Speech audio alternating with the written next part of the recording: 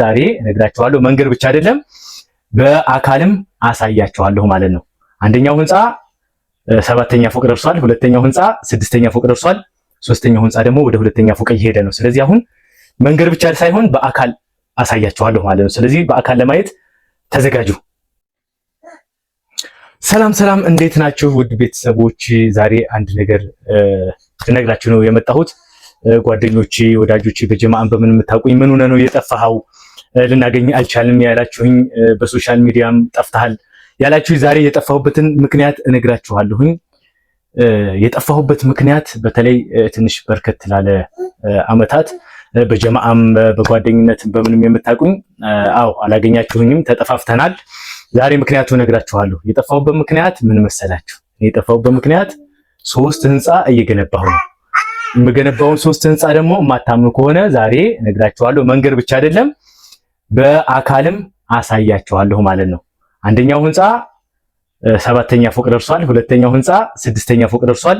ሶስተኛው ህንፃ ደግሞ ወደ 2ኛ ፎቅ እየሄደ ነው። ስለዚህ አሁን መንገድ ብቻ ሳይሆን በአካል አሳያችኋለሁ ማለት ነው። ስለዚህ በአካል ለማየት ተዘጋጁ። ላሳያቸው ነው። የመጀመሪያው ህንፃ ይሄ ነው። የመጀመሪያው ህንፃ ነሃር እስማኤል ይባላል። ይሄ 7ኛ ፎቅ የደረሰው ህንፃ ነው። ነሃር እስማኤል ይባላል። አያችሁ አይደለ?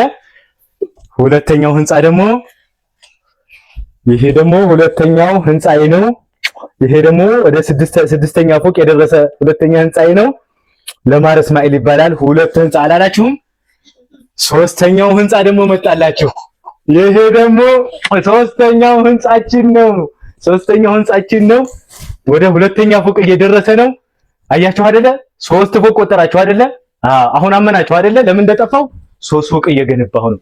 ስለዚህ አዳሚ ባለ ሀብት ነኝ ባይ ሁላ የድንጋይ ፎቅ ከምትጠፈጥፍ የግንብ ፎቅ ከምትጠፈጥፍ የሰው ፎቅ ስራ። እሺ፣ የሰው ፎቅ የሰው ህንፃ ስሩ። እሱ ይጠቅማችኋል።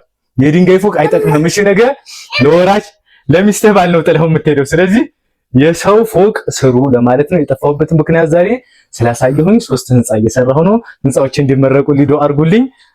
ስለዚህ ከዚህ በኋላ መቼም ጠፋ እንደማትሉኝ ባለሙሉ ተስፋ ነኝ።